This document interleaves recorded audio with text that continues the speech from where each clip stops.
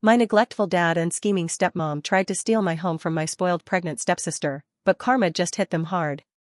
Recently, learning how much I, M34, make, my dad, M62, is miserably self-centered. Generally missing, unbelievably, he chose to evict me from my own house, all in the name of family. My stepsister, in tiny gem, Ash, F29, who can do nothing wrong, has miraculously become pregnant. She struggles to find herself a place to stay, as her highly self-reliant aspirations are those of an escort and an OnlyFans model. Now Dad wants everything fixed, and I'm the fixer.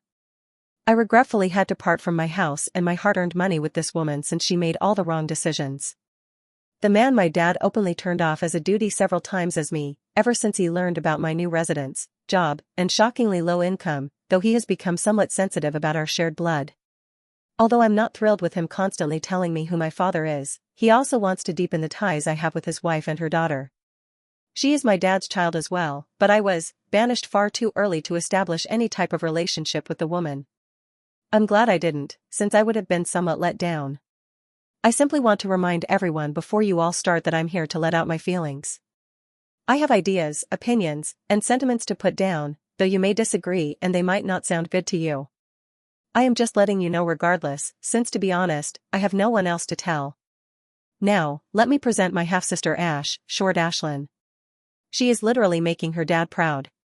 She is about 5 years younger than I am. Dad is delusional, as this woman is out there only serving as an escort, sleeping with a bunch of OnlyFans, and my father calls her his pride. You did really read correctly, I suppose. He is not familiar with the major deal. Someone is going to tell him, though. I'm not too conservative. I try to concentrate on my morals and profession. When I have the time to get to know them better, I court women. There is occasionally a spark, but other elements also play a role, including vast distance and availability problems. Other times, one finds absolutely no understanding. I try not to spend random nights sleeping with anyone. I ought to wait for the proper woman. I get sick looking at a large body count. Guys displaying it like a medal is repulsive. I'm not sure why. Still, this is what I live by in my own life. Unfortunately, my sister holds the reverse view. She most certainly no longer counts her physical partners. She is now an escort, which personally repels me. Moreover, it is quite harmful as well. Certain guys enjoy performing odd activities for escorts. I have no idea how someone would view working like that as being acceptable. She then posts indecent movies and pictures of herself on the internet in order to profit from it, but she finds little success there. She most likely lacks knowledge on how to start the traffic, but for whatever reason, it is a flop. From what sources am I aware of this? Here's an awkward story, my friend mentioned it to me. Ash asked him if he wanted to have fun after texting him once following their drink meeting. Hearing the narrative, I had already warmed up a little when the man left with my sister, but he said it was only after he realized she was my sister. He told me she had emailed him the URL to her page, and he showed me too. I'm not sure whether he is speaking the truth. She breaks constantly and begs Dad for money, hence, I believe she isn't doing very well. I never told Dad either. I couldn't even bring myself to question her about it straight. I observed her answering a call, then seated in the car with an old man another time. He left her flowers and headed off. She would sneak back into the house at strange hours, through the window. This became evident when I used to return home over holidays from college, though I'm not sure if she is still at it. I do not want to be involved in any of it. I'm glad about having a respectable post where I work at last. I haven't lived much with the new family since my dad was disturbed enough to send me away any opportunity he could have, but I have seen Ash close enough to claim she follows her mother, Marissa, F58. Marissa thought she was really the icon in her heyday.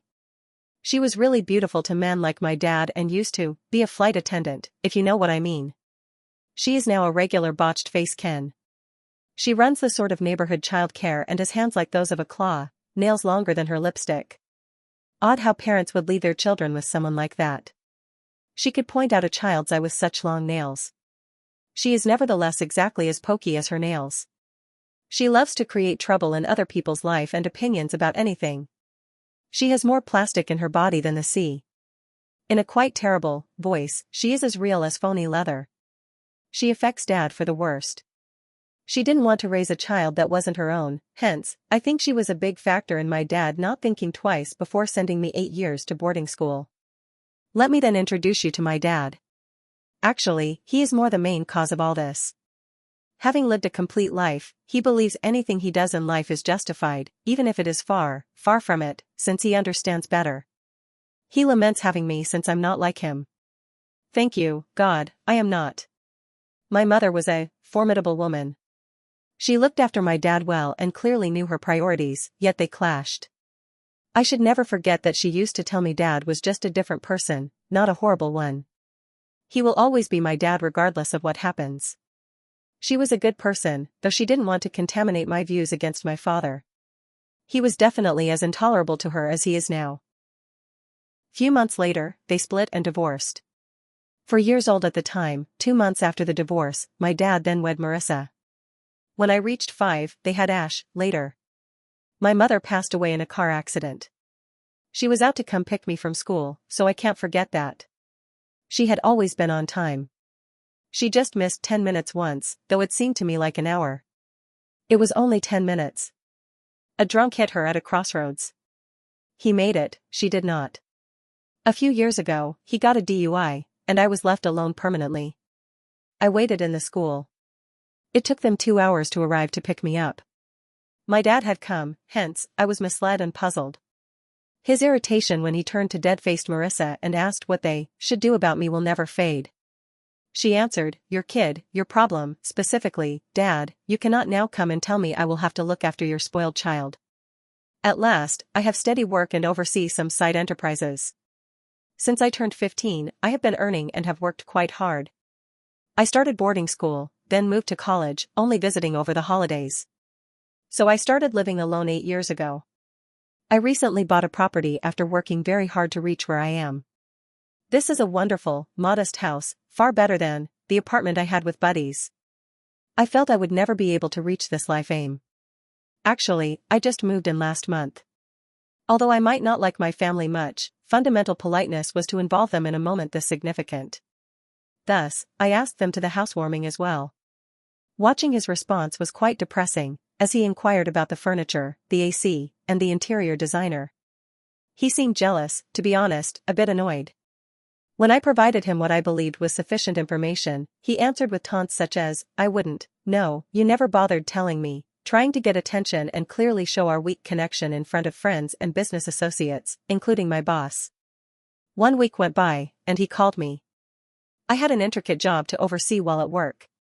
I accepted since he mentioned he needed to meet urgently. When I got home, Marissa and puffy red-eyed Ash were glaring from the living room, and I avoided her.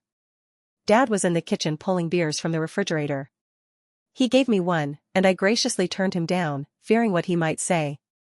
When I asked him what he wanted from me, he furrowed his eyebrows and answered another question, asking whether I had lately started complaining about us. Not sure what he was getting at, I scowled in uncertainty. He invited me to hang in the living room with Ash and Marissa. I nodded and turned to settle on a couch across from the two. Ash folded her arms. Marissa rolled her eyes. Dad came in and sat with them facing me, leaving his beer bottle on the sofa table. He leaned back. Then he wanted to know whether I was blind. There was a pause, probably bewilderment on my end and rage on theirs. He said, before I could reply, that I either choose not to notice things that ought to be seen, or I am blind. He stated I had most likely become somewhat proud ever since I bought a property and avoided looking at the individuals who really mean something to me. I groaned and asked him what he meant by all of that, wanting that he would be more explicit. He blew sarcastically, then informed me I wasn't disturbed by the dire circumstances in the room. He stated I had elected not to offer or be of any kind of assistance and that I had chosen not to notice the family was in risk. I obviously asked him what risk he meant, glancing across at Ash, who rolled her eyes and declared she was pregnant. Like any other person, I wanted to congratulate her, but she started crying before I could. Marissa hugged her and advised me to be concerned enough to find out what's happening at home. Dad stated Ash recently discovered she was pregnant and the lad who caused it had broken up with her. Since Marissa also mentioned that Ash has decided to maintain it, hence our basis for next decision should be based on that. Can she afford it? All I could say. Ash and Marissa stared deaf at me. To be honest, I meant good. I was worried. I was actually ready to help her, but in my thoughts, I had already imagined perhaps they wanted me to contribute financially. Dad then got up and moved over to my side to sit down with me. That's why he called me, he stated afterward. He added that although maybe my mother neglected to educate me how to be a good brother, brothers would throw their life away for the comfort of their sisters. He said he is a nice parent to his daughter. I ask for your effing pardon? I'm not dying for her, but I know my financial input is required. I sighed and asked him what action he wanted me to take about it. He said, "That's my good boy," grinned, rubbed my back. I forced a phony smile, which vanished the instant Dad said, "You giving Ash in your house?" "No, I am not." Dad answered straight away, "Yes, that's what I said." Dad scowled and asked me why not. I told him I could help with some cash, but the house is mine. Until she can afford it, I can let her share a room free from rent. Dad got up from his chair, then said, "Nonsense. Dad, it makes perfect sense to me." He insisted, nevertheless, that I not only offer her the house but also move out and buy another for myself. I contended that if Ash is unemployed and expecting a kid, she cannot even afford to run the house or pay the expenses. Those, Dad informed me, would also be my obligations. Apologize to me? Hell to the number one. Though I was enraged, I had to be polite. Thus, I got to my feet and informed him that it was not feasible and that I would now be departing. I then turned to go. He wasn't content to stop there. 1 week later, he turned up at my place when I was at work. I'm not sure how he entered or where he picked the keys from, but when I returned home, I observed men loading boxes loaded with my belongings outside the house. Hurrying inside, I asked them what they were doing, and they informed me the house owner had told them to toss the goods. I said that they should go right away and that I own the house. They should get my belongings back inside. I lost my composure coming home. This was the last thing I would have predicted seeing. When I went inside to see Dad and Ash, they still stood there, insisting I follow what brothers ought to do. They ignored my advice to leave. Thus, I informed them I will contact the police. They went at last, badmouthing me, applying curses and things. Though I know this is a lot to read, it was much worse in person. 1 week has gone by, and I'm posting here since I kind of feel horrible about it. Was I in error? I feel like they need me and I shouldn't cut them off like this, but I also feel like my actions for them have limitations. Growing up, their disconnection and lack of concern for me infuriates me. Today, they ask me to lay my life down for them. Bit much, not sure what you mean here. Tell me, let me know. I couldn't even get my buddies involved in this right now. You are all I have. Update. Hey everybody, I hope every one of you is good. I posted 1 week ago, and to be honest, I didn't expect the attention it attracted. As the comments arrived, some made me doubt a number of things. Not too long afterward, though, I decided not to break off my family completely. This came about via Ash calling me. I welcomed her by telling me she wanted to see me. She wanted to tell me a few things, therefore, she asked to meet at my place, but I was still getting used to the scenario made last time. I urged us to meet somewhere else. She was first somewhat nervous when we visited a coffee shop. She seemed somewhat unlike herself, but generally, she is rather conceited and unpleasant. She told me she had lately been broken off with as we sat in the corner. I answered, claiming I had an idea since Dad mentioned the man who got her pregnant had left her. She shook her head and said Dad believes that. She told me that although Dad believes her BF left her due to commitment problems, in fact, she is the one with the commitment problems. Unbelievably, right? She said she truly loved this man, but he had discovered some things about her just a few days before she told him she was pregnant. She spoke first, therefore, infuriating him, even though he wanted to address her about those things. In that instant, he became rather insane and drilled a hole in the wall. He frightened her, she claimed. He then said he was divorcing her and left without hearing her reply. She has been trying to phone him non-stop, but he hardly reacts. He has only once texted her back, advising her to let the child go first and inform him. He will only talk to her at all then, but she has to part from the child to have that opportunity. Now, I know Ash ain't a saint, but this man, this person, really bothers me greatly. She remarked it would be strange to tell a brother about the topics I just questioned her about. I shrugged and stated that it's okay if she doesn't want to tell me, since I kind of realized she was most likely referring to the OnlyFans and escorting. She pulled in a great breath and let it out. Before I could ask her what she wanted to meet for, she then told me she had been engaged in dubious activities. Though I truly wanted to hear validation of all my doubts, I was concerned. She told me she wanted to paint and be an artist, but Marissa informed her she wouldn't get a decent life or income from it. Ash was advised she had to start looking for a man right now. She first felt disgusted, as she soon enough began attracting the attention of elderly guys. She told Ash that it was a good thing when she informed Marissa about it, that is, the older males making any money at all, knowing what to do with their money. At the time, Ash was just 19, and Marissa informed her college she would not or could not provide a decent, pleasant living. Ash had youth, many would have paid for it. Ash resolved she wanted to be a model. She tried several modeling agencies, but none seemed to be interested in her. She then ran into a man in his 40s claiming he could land her a job. He purchased her pricey outfits and jewels for the functions and drove her to gatherings. She was content till her first gig was mentioned. She turned out was selling her time to a man in order to pay for a modeling contract. She spent the evening, as she assumed it would only be dinner. That was it. She did have a little modeling contract where she photographed a little brand. A few more men used her while she was hoping for a gig and exchange, but she was informed they chose not her. She then discovered that the man making investments in her was actually profiteering off of her. She was terrified he would have her killed, hence, she considered it foolish to face him. She then informed him she was fine with low pay and that she no longer wanted to pursue modeling. He fortunately let her depart without any problems.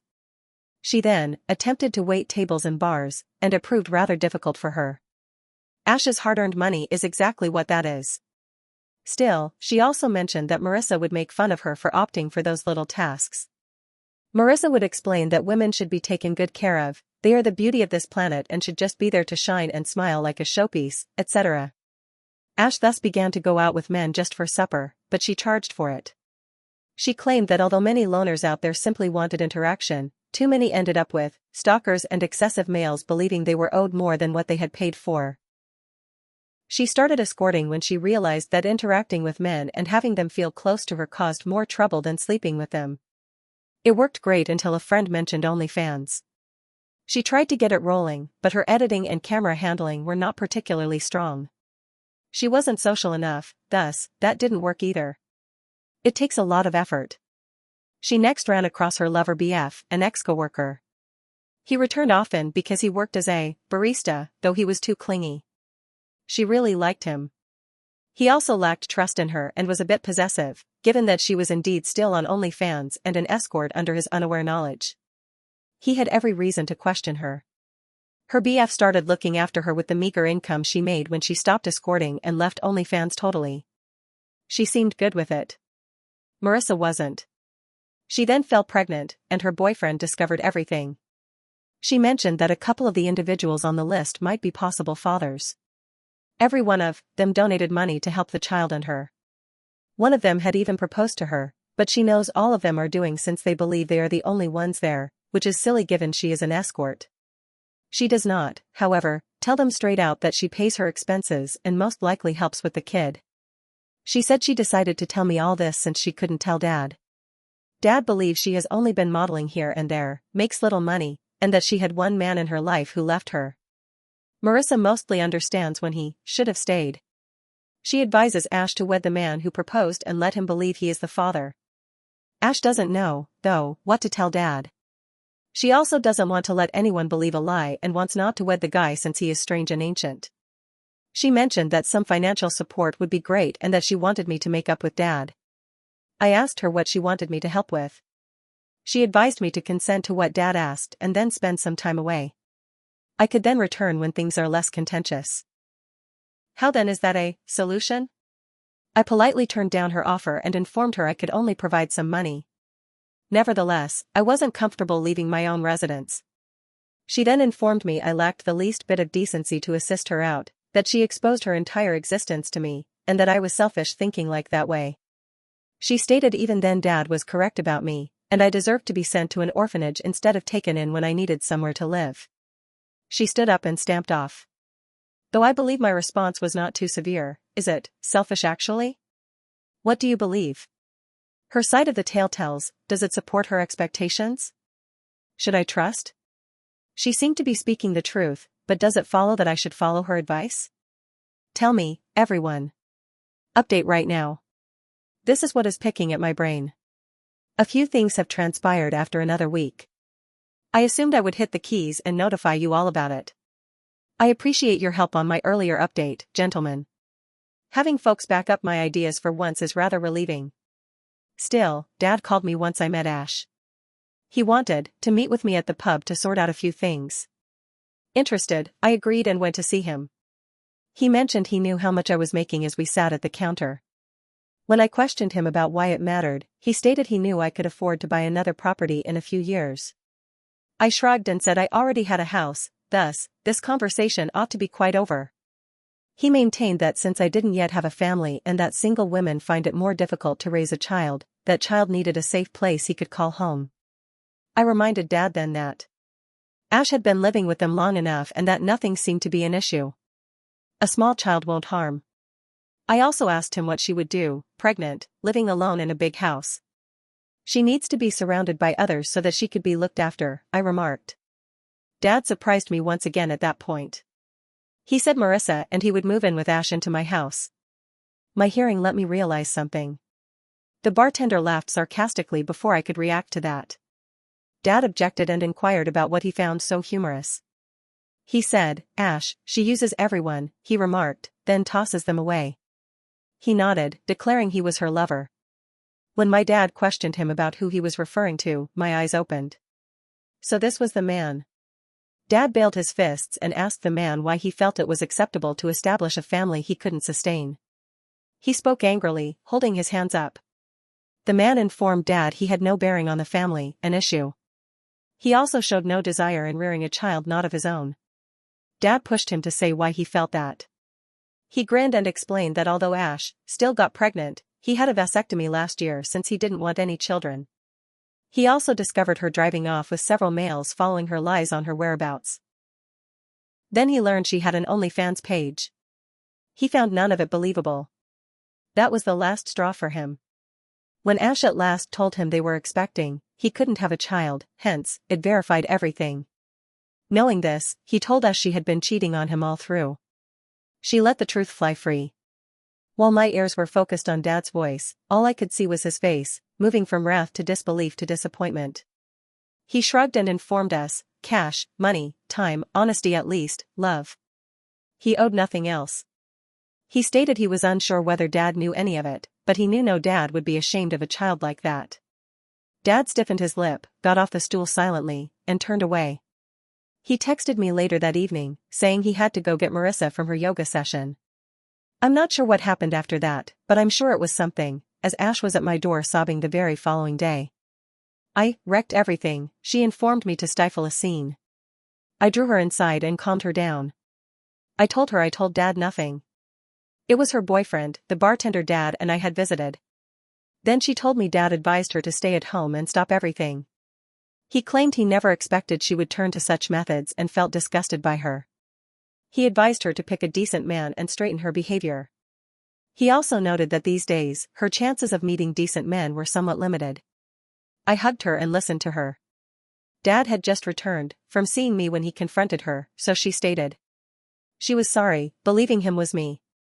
I forgave her, then she returned home.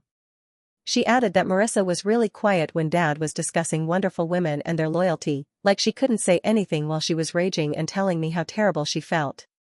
Ash stated it's among the topics Marissa avoids talking about. She answered that Marissa couldn't have an opinion since she is yoga, so I asked her what she meant by that. I could only grimace in perplexity before Ash carried on crying as she related what else had transpired. Yoga, said huh? Stayed with me actually. What do you suppose happened? Will Ash still be Dad's pride source? Nobody has approached me ever since. Still, I will see and let you all know. I know y'all probably didn't expect me to get back to you so soon, but I couldn't help it. Update 2. Days after my last upload, and I am here for the ones inquiring. Although Ash's ex's name is not important, we may call him Bob. This is the fresh bit. I saw Dad the day before yesterday. I informed him I had some decisions made. I said I was ready to let Ash use a room, and I wanted to assist raise her child. I would be fine paying for the diapers and other supplies, but she needs to start working right away. Dad informed me then that nobody would be with the kid, hence, I advised her to attempt working from home or freelancing. This time, Dad wasn't his usual nasty self. He stopped and then let out a sigh, telling me he felt I despised him. He settled on the couch. He was correct, but I probed him about his reasoning. Mom despised him too, thus he said, which was why she never said that. I told him fast, instead she constantly stated Dad loved me and worried about me. I told him the only reason I felt let down at all was how inaccurate my view of Dad was. Mom told me all that, then from Dad, I sensed only absolute neglect and lack of caring. Rubbing his eyes, he confided in me he loathed himself for many ways. He stated he liked Mom, but they hadn't known enough to determine whether they were really each other's type. He sighed and added he had to marry her since he got her pregnant, though he never felt the spark between them. She was a good wife to him. He next crossed paths with Marissa. I could feel my insides tingling at that. I remained motionless. None of this was known to me. Dad told me Marissa sparked a flame in him he never knew he possessed. He caught emotions before he knew it. He was quite delighted with her. Marissa became pregnant too before he could negotiate his way through rights and obligations. She was pregnant, therefore, it was too late, even if he informed her it was bad. He urged her to wait. He wanted to tell Mom first, but Marissa came to our house feeling nervous. She reported everything to Mom. She explained everything to Mom. Dad took it when Mom challenged him. Mom was really hurt in this quite unpleasant episode, yet even then, she remained courteous and requested Dad for a divorce. My parents separated, y'all. Dad had an affair with my stepmom and got her pregnant. I'm not sure just how much worse this dude could be. Dad stopped and glanced across at me. He stated he had to return me home after spending a good year with Marissa when Mom passed away. Marissa despised every aspect of it. Again, driven by guilt or something, she was worried that Dad could put me before their kid somehow. 3 years later, he sent me off to boarding school, and subsequently, I never had to remain home long enough to cause Marissa any trouble. Love makes you do stupid things, he remarked, and I wanted to punch this man in the face, but I restrained myself. Turning back, I found Marissa standing in the gateway, carrying a water bottle. She claimed to be just heading to the yoga class, setting her bottle on the table. She headed into the kitchen. I blinked, then she was back and was through the door before I could think clearly. Numb, hence, I followed her out. I grabbed her water bottle to give back to her. She had already got in her car and was leaving when I came out to help me to relax. I silently sat in my car and gently drove after her. She pulled out from parking outside a yoga club. She turned to glance around her and then began down an alley. She once more turned around and climbed into another car. She kissed and hugged the driver, and they headed off. I was hardly able to blink. I locked my jaw, parked, got out, and entered the yoga club. When I asked them about Marissa checking in, they denied providing personal information. I insisted I was at least told if she were there, saying I was frightened about her. They informed me they had no customers under that name. I returned to my car and waited. I have no idea what came over me, but I started filming when the second car rolled in, then slapped her but as she happily headed to the parking lot when a man got out and opened her door for her, hugged her, and kissed her. For yoga? Marissa? So much is different. I left before she arrived at the parking lot. My dad cheated on my mother, thus, he is currently being cheated on as well. Karma is. Dad has phoned me several times, but I didn't answer. All I want right now is go and question Marissa about it, so I'm going to see what happens. Should I change? Hello y'all. I believe this to be most likely the last update, and I know it's a week late. Y'all anticipated it to be sooner, but so much occurred this week. I first managed to man up and approach Marissa. I went when Ash was asleep and Dad was not home. Was she scheduled for yoga that day? She claimed to have it every day, on Sundays included. Cooking spaghetti in the kitchen, she was. Who was her yoga teacher? I asked her. She chose a name at random. Was that a guy? I asked her. Saying no, she chuckled and asked, why would I take a boy? She had a female instructor at the club she visited. So I told her it was odd since none of the other clubs had female instructors. She corrected me, but her voice startled me, and her hands were no longer swirling the pasta sauce. They told me I had joined the club yesterday. I told her that. How could I know where her club was, she asked. I informed her I visited last time following her. She let go of a spoon. I grabbed it, and she spun around. What are you getting at, she asked. I then informed her what I observed. She disputed it, as was natural. I mentioned I saw it with my own eyes. She shrugged and said Dad would never accept me. At least he would believe his own eyes. I told her after pulling out my phone and running through the footage.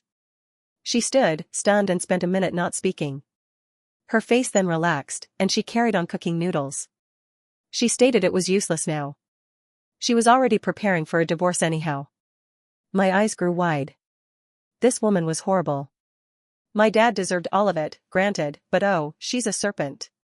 She informed me that her sweetheart of 3 years ago is the man she visits at the club when it was safe to do so. They resurrected their passion. She stated they had fallen in love long ago, but at the time, he was wed to another woman whose father had employed him for his business. Though there was a lot at risk, Marissa and her boyfriend decided he should keep his marriage intact and handle his money. He would then split from his wife and live with Marissa, but Marissa became pregnant, and as women should, she was trying to pin a man down for support. She made that decision to hang around Dad.